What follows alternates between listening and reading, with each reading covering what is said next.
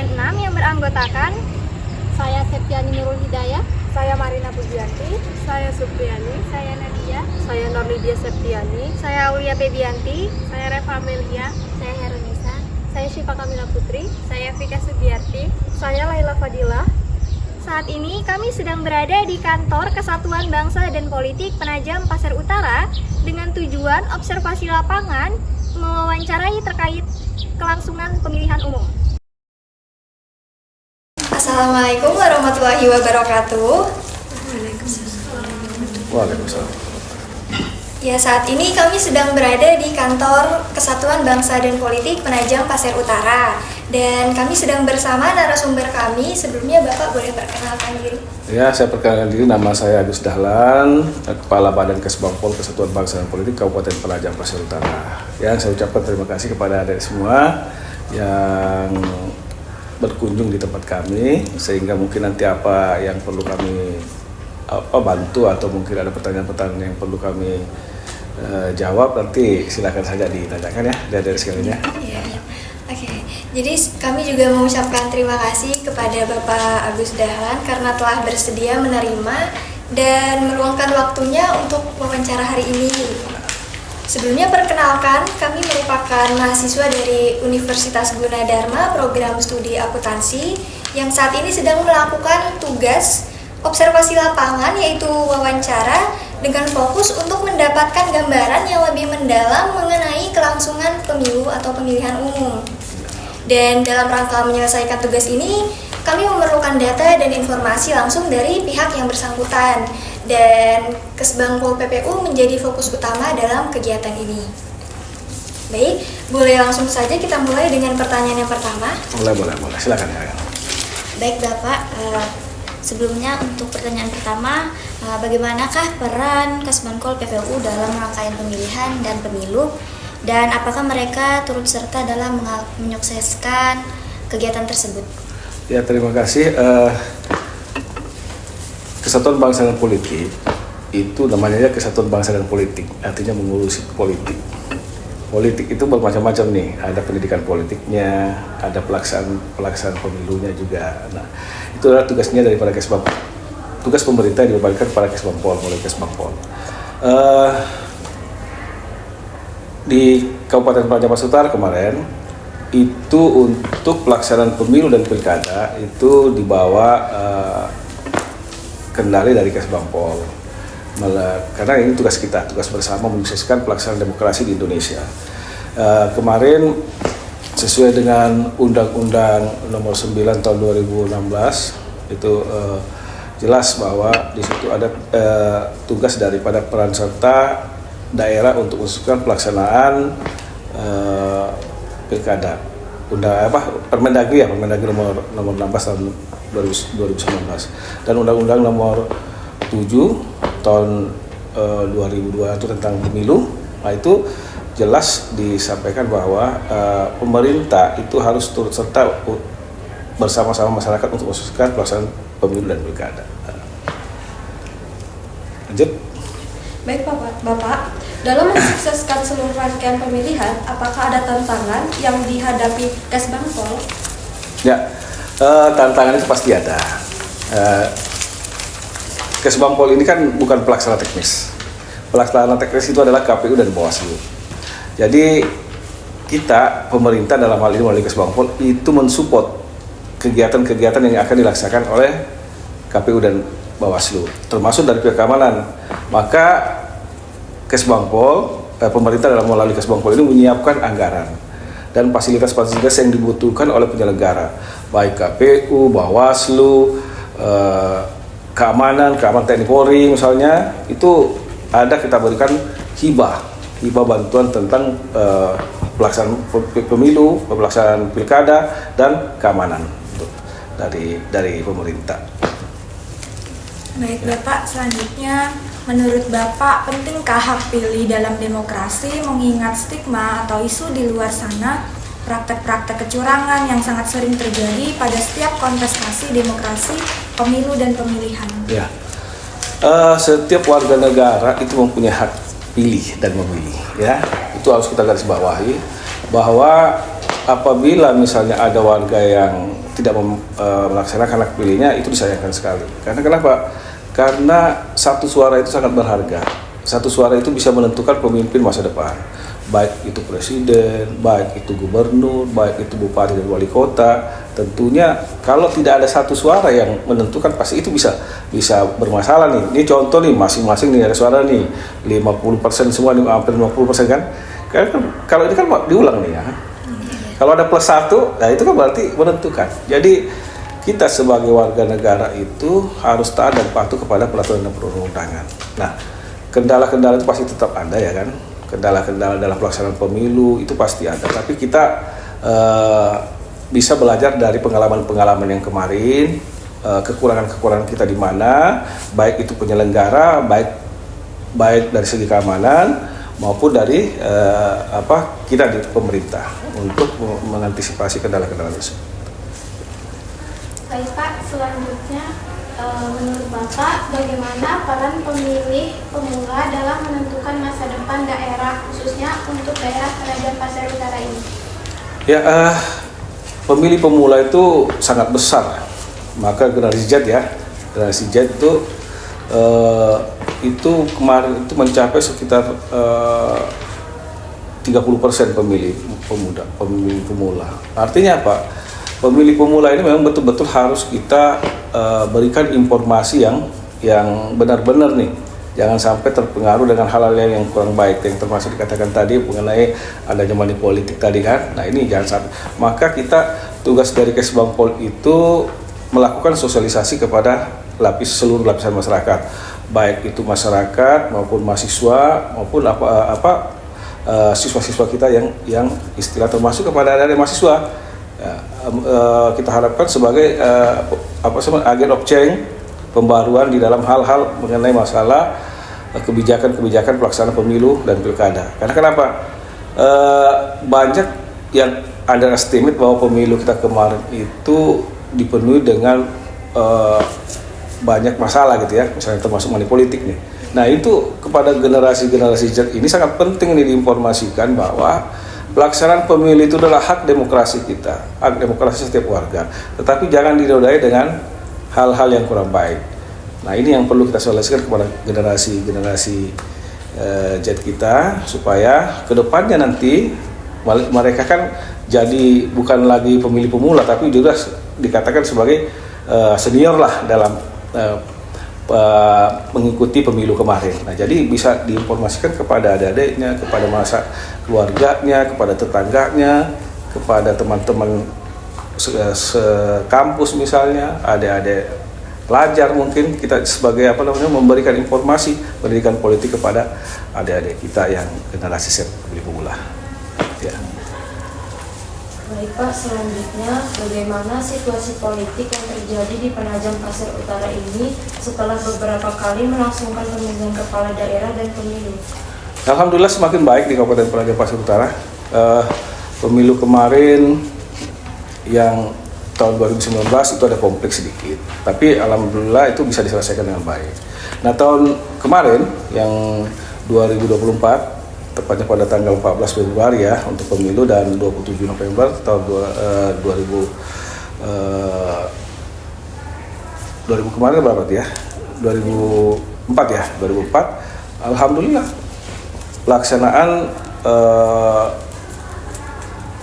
pemilu dan pilkada itu di Kabupaten Penajam Pasir Utara itu sangat kondusif, bahkan bisa dikatakan aman lah, karena syarat berhasilnya salah satu pelaksanaan pilkada atau pelaksanaan demokrasi itu adalah bagaimana tingkat keamanan di daerah dalam hal pelaksanaan pemilu tersebut. Nah, jika kita ya tidak ada masalah. Dari sebenarnya kemarin kita juga mengatakan bahwa ini kira-kira mungkin ada masalah nih karena ada 4 calon ya kan, 4 calon yang melaksanakan pemilih terutama pilkada ya, pelaksanaan kepala daerah ada 4 calon. Tapi alhamdulillah antisipasi kita atau misalnya pemikiran kita bahwa ada terjadi konflik itu tidak terjadi. Nah itu kita tetap mempersiapkan jangan sampai terjadi hal-hal yang seperti itu. Itulah tugas kita pemerintah Kabupaten Penajam Pasir Utara beserta dengan pihak penyelenggara maupun TNI Polri.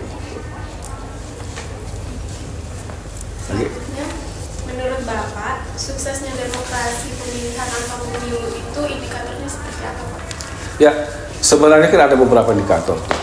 Ya, salah satunya itu adalah tingkat partisipasi masyarakat. Kalau kita melihat bagaimana tingkat partisipasi pemilu itu berhasil, ya salah satu adalah indikatornya, salah satu adalah partisipasi masyarakat. Nah, tingkat keamanannya bagus. Nah, kalau misalnya partisipasi masyarakat tinggi, intinya kan berarti pesta demokrasi kita sangat berjalan baik kan? Ya, karena salah satu indikatornya. Terus pemerintahan berjalan dengan baik. Misalnya kan dalam pemilihan itu kan biasanya kalau ada incumbent atau bupati yang terbaru itu biasanya ada pelaksanaan tugas misalnya. Nah, ini tetap pemerintahan harus berjalan dengan baik. Yang ketiga itu tingkat keamanan juga kondusif. Nah, ini yang harus kita jaga. Jadi termasuk bagaimana keberhasilannya itu ya kita lihat dari tingkat partisipasi.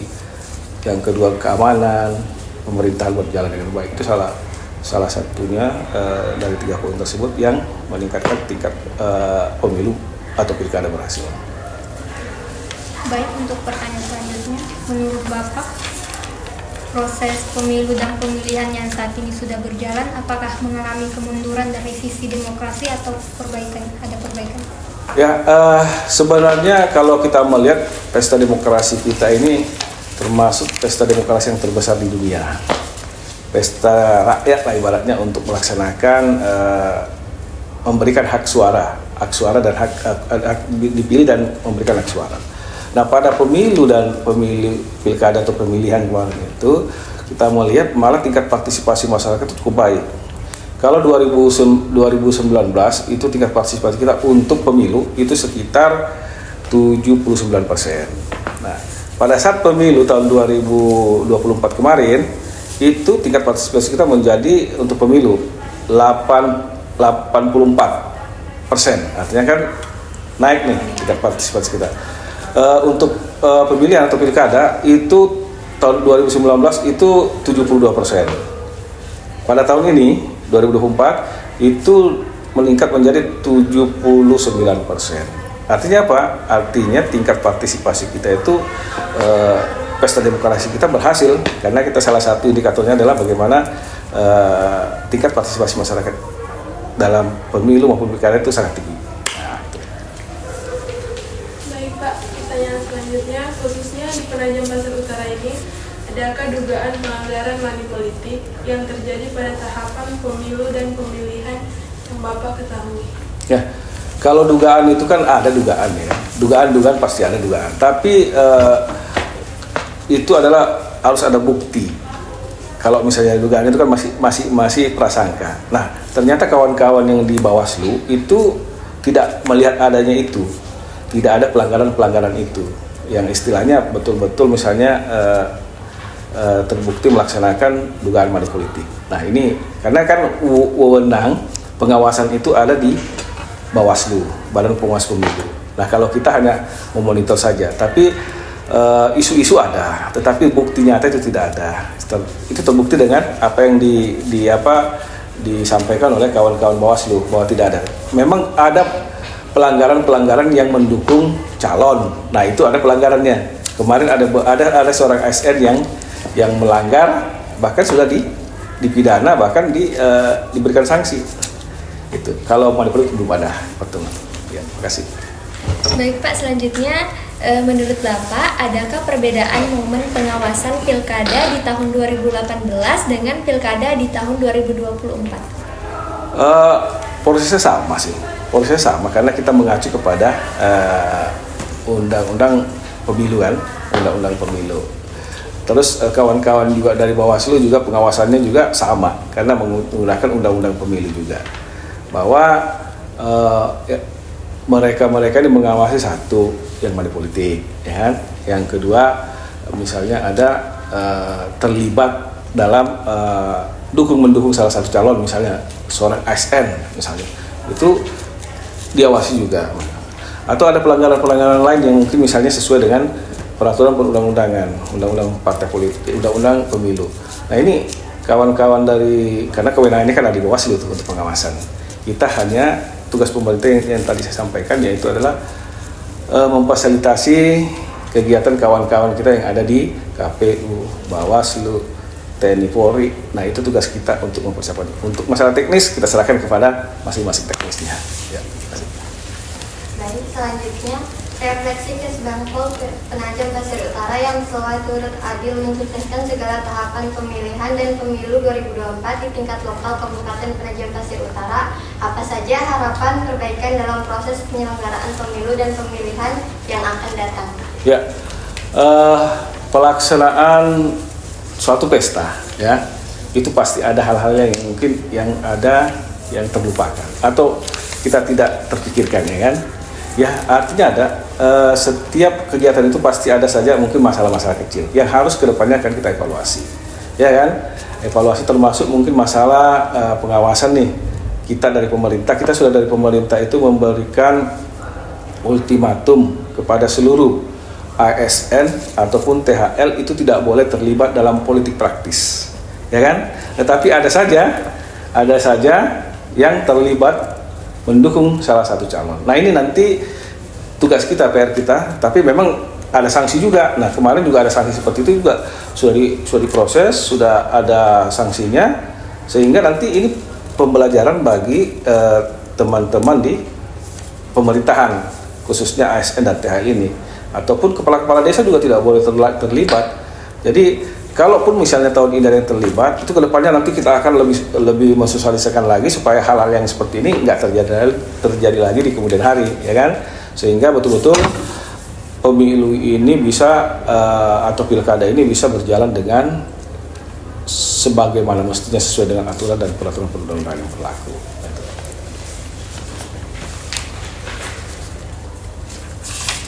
Gimana? Sudah semua? Baik, itu merupakan pertanyaan terakhir pada wawancara ini ya Pak. Ya.